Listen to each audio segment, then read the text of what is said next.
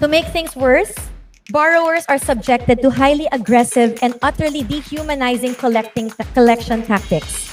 These abusive practices include relentless threatening calls and messages, public shaming on social media, unauthorized access to personal contacts, and even the audacious impersonation of law enforcement officers. So mga ka-instaReview, narinig nyo ba? Grabe, may panibagong galaw na naman ang Kongreso laban sa mga abusadong online lending apps o tinatawag nating loan sharks. So ito na kaya yung simula para tuluyan ng mabuwag or tuluyang pagbuwag sa mga mapang-abusong pautang na ito or yung mga loan shark?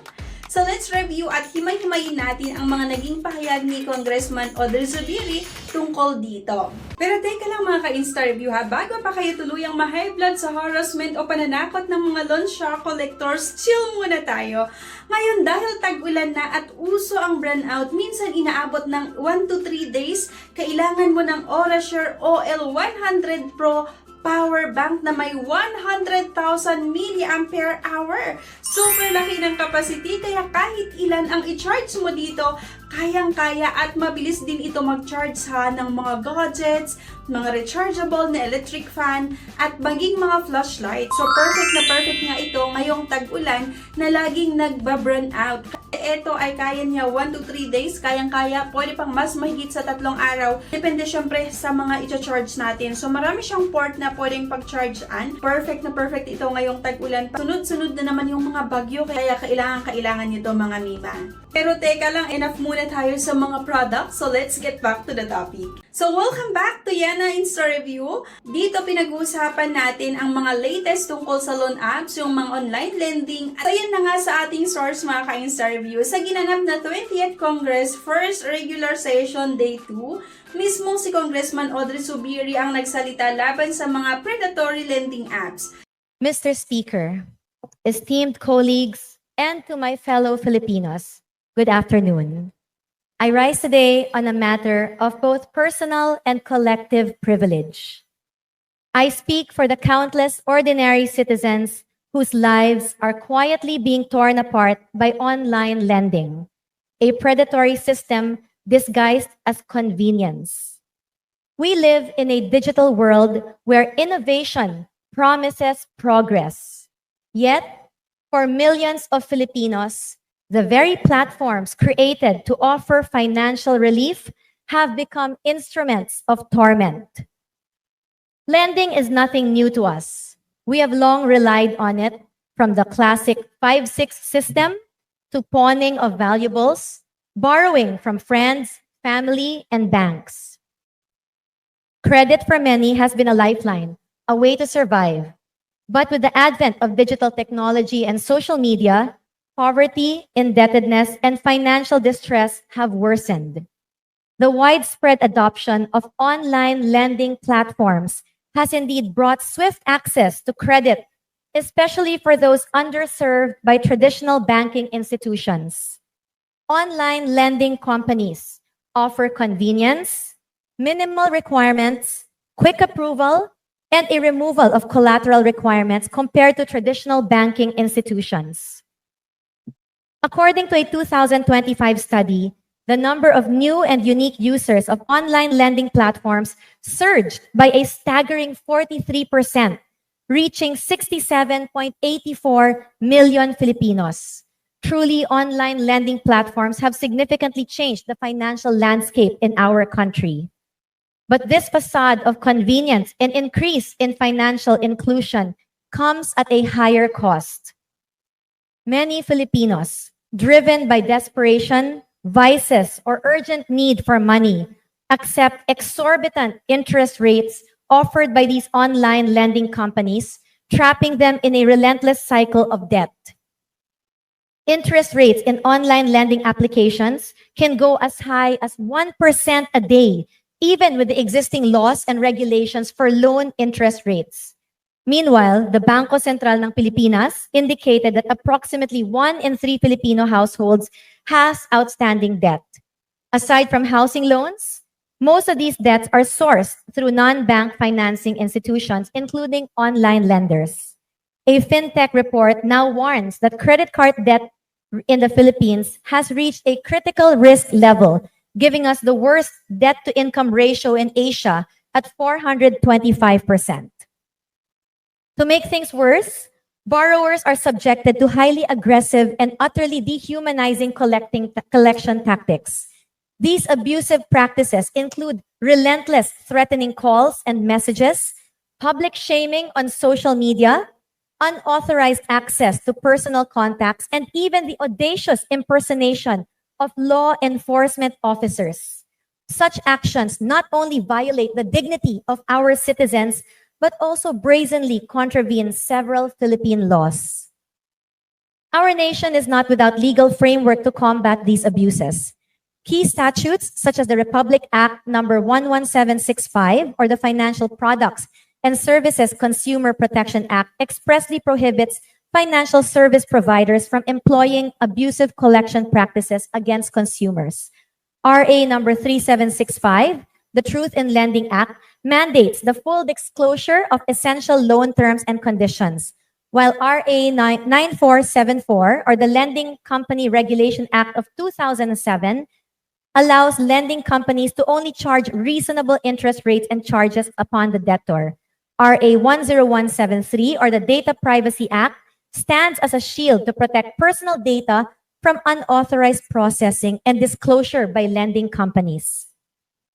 Moreover, the Securities and Exchange Commission issued Memorandum Circular Number 18, Series of 2019, unequivocally banning abusive debt collection methods like threats, harassment, and public shaming, especially in the online lending context.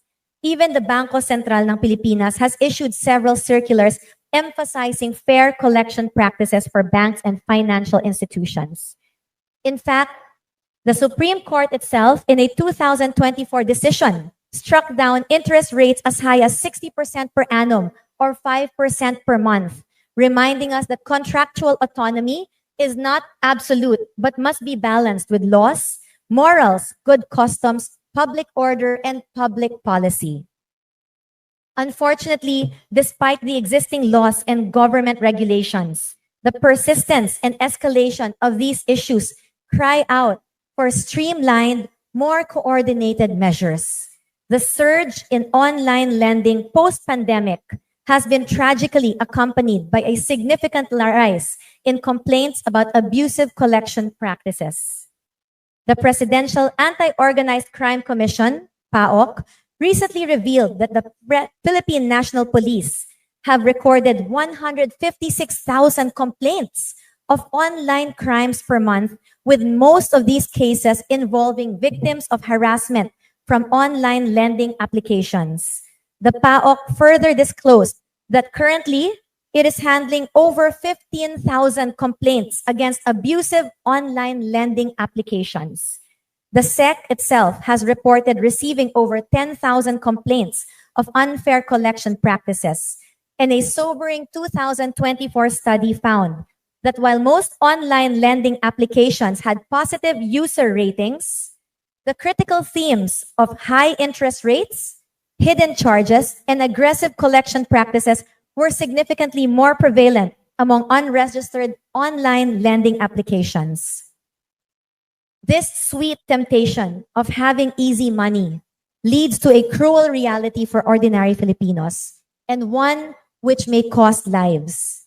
In July 2025, a man from Valenzuela City tragically took his own life, partly due to prolonged harassment and psychological abuse from online lending collectors.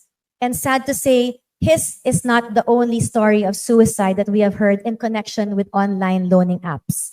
In another heartbreaking case, a 26-year-old civil servant suffered severe depression after being publicly shamed about her debts. Furthermore, this issue has escalated beyond financial crime and is now a matter of national security. The recent raids conducted by the National Bureau of Investigation and the PAOC have uncovered large-scale operations run by foreign nationals. And these are not isolated incidents. Authorities have expressed concerns that these are organized transnational criminal syndicates, some possibly former POGO operators who have shifted to this new form of exploitation. They are illegally harvesting the sensitive personal data of millions of Filipinos, our contact lists, our private photos, our identification details. When foreign elements can operate with impunity on our soil, exploiting our people and our laws, it is a direct challenge to our national sovereignty. Indebtedness in online lending companies is further intensified by the proliferation of online gambling activities in the country.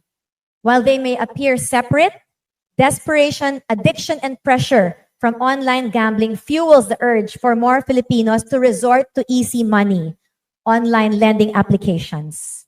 This is further aggravated by the aggressive promotion of online lending companies of easy loans and quick cash through targeted ads in different online platforms, online gambling games, and even in text messages, promising instant relief to the financially vulnerable. The story is tragically simple and all too common. An individual drawn into the world of online gambling quickly loses their savings. Desperate to recoup their losses or simply to continue playing, they turn to online lending applications for a quick infusion of cash. The high interest loans are almost impossible to repay, and when the borrower inevitably defaults, the harassment begins. We have heard horrific stories of public shaming, threats, intimidation, leading to severe mental health issues, and as I mentioned earlier, in some tragic cases, even suicide. Mr. Speaker, this is not just about individual debt crisis. We are confronting a public financial threat, a pervasive digital privacy violation, and a systemic violation of the poor. Maawa po tayo sa ating mga kababayan. Lulong na nga sa sugal, lubog pa sa utang. This is a battle cry for the very soul of our nation, a fight to protect the most vulnerable among us from those who profit from their desperation. Because if the vulnerable cannot protect themselves, then the government must step in. And if we cannot protect our people from abuse and exploitation, then we have no business calling ourselves public servants. Maraming Pilipino po ang palihim na nagdurusa. Most are ashamed to share their torment with their families. Others are pushed to the edge by the relentless harassment and highly aggressive collection tactics employed by these online lending companies. Therefore, Mr. Speaker, I implore this august chamber to remember our sacred oath to protect our people, not only from economic hardship, but from the insidious exploitation that disguises itself as assistance. We must ensure that our laws are not just words on paper, but vigorously enforced. It is imperative for us to stop this cycle of abuse, stop online lending abusive practices, ban online gambling, and protect our people from exploitation before we lose more lives to a system that shamelessly profits from their suffering. The time for decisive action is now. Let us rise to this challenge and deliver justice to Filipinos. Daghang salamat, ug sa makausa, maayong hapon sa tanan. Daghang kayong salamat o maayong hapon sa ikatulong distrito na Congresswoman, Kongresista Audrey K. T. Zubiri. Mr. Speaker, Majority Leader, Mr. Speaker, Congressman Abante. may I be What's your allowed pleasure? to just ask some voter questions to our gentle lady here? Congresswoman Zubiri. To me, Mr. Speaker, this is a revelation actually. You wish to interpolate, sir?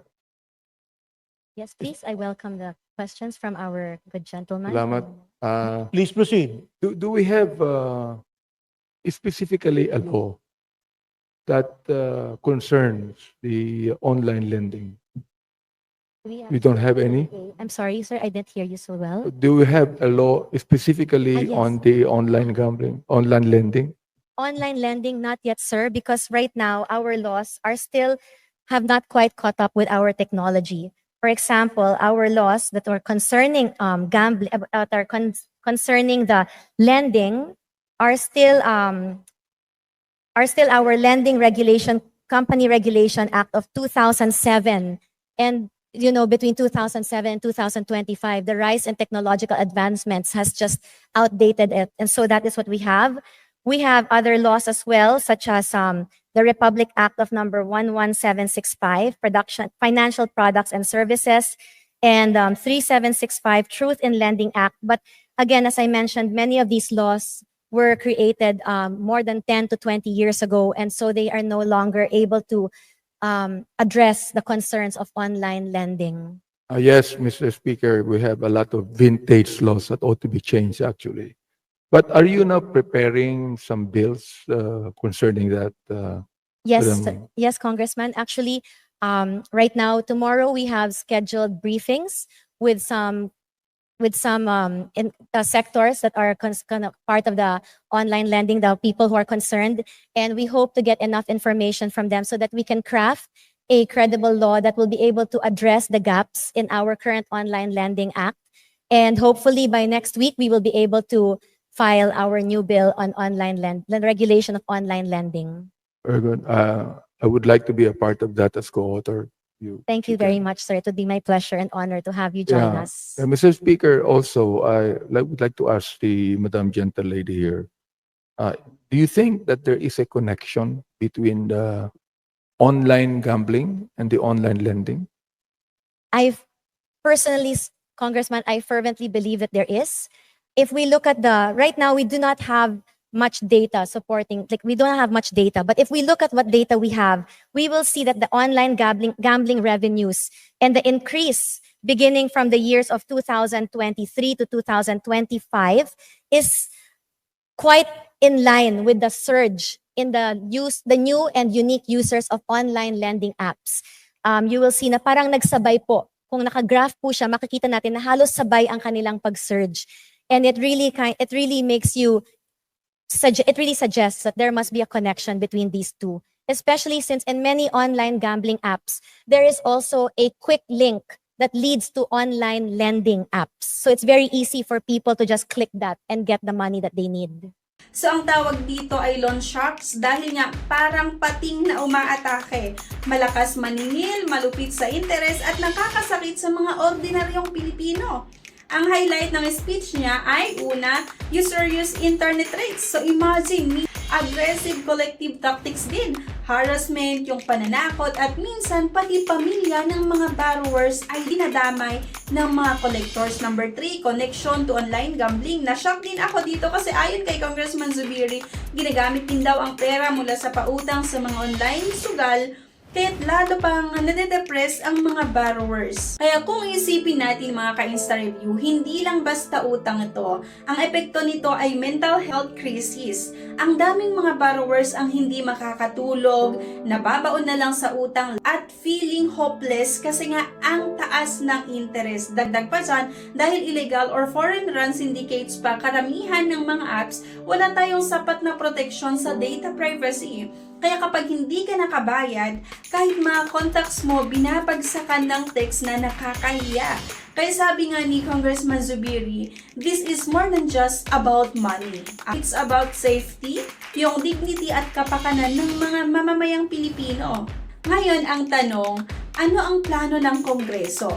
So ang panawagan ni Congressman Zubiri ay una, strengthen regulations para hindi na makalusot ang mga foreign lending apps na illegal ang operations. And then syempre yung coordination with SEC nga or Securities and Exchange Commission and BSP para siguradong may legal na proseso bago makapangutang, crackdown on abusive collectors para matigil na ang mga harassment. Kung tutusin kasi ilang taon na rin tayong nakakarinig ng mga cease and desist orders mula sa SEC laban sa mga loan apps nga. Pero ang problema, parang kabute na kapag pinutol mo ang isa, may tutubo ulit na bago. Gusto ng Kongreso na mas malawak na batas na ang ipasa laban sa kanila.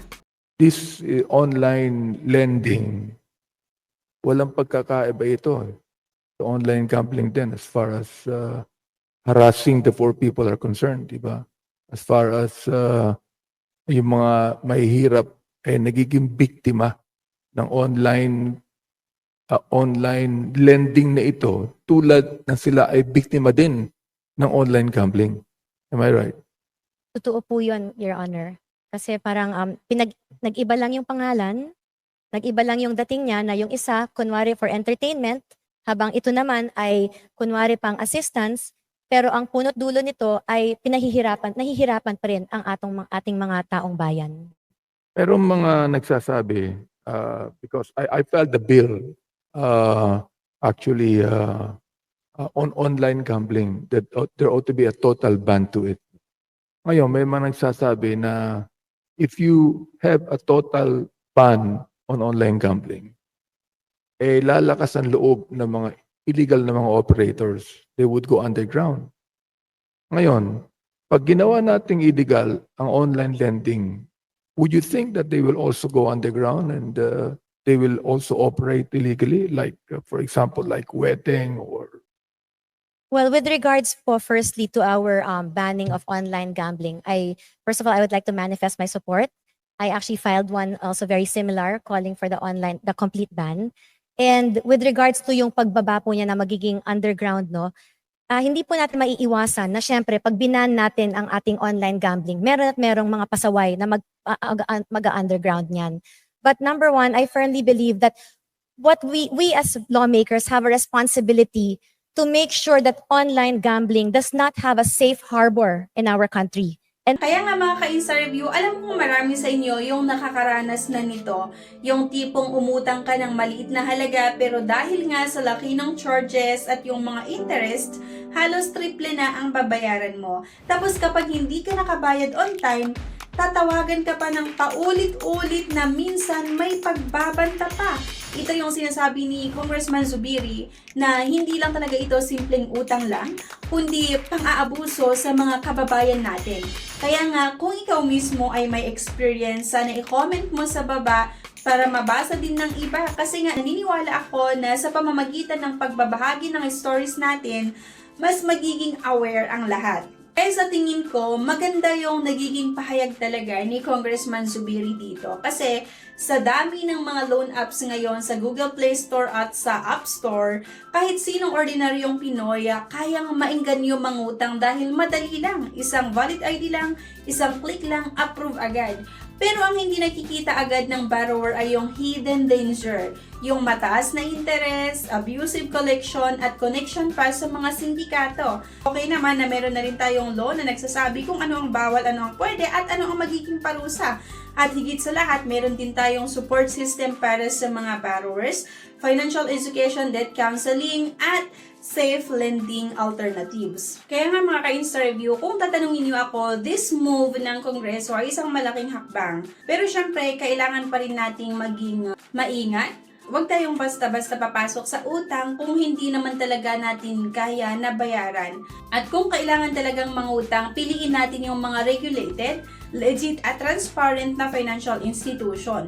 Hindi yung mga loan sharks na walang awa. So anong masasabi niyo mga ka-instaReview? Sa tingin niyo ba tuluyan nang gigibain ng Kongreso ang mga abusadong loan apps? Baka naman mahirap pa rin silang makontrol dahil nga sobrang dami na nila. So comment below at mag-usap tayo sa comment section mga ka-instaReview. At sana wag niyong kalimutan din na mag-like, share at subscribe din para mas marami pang instaReviews na tulad nito. Again, ako si Yana at tandaan, maging wais sa bawat utang. See you sa next video. Bye!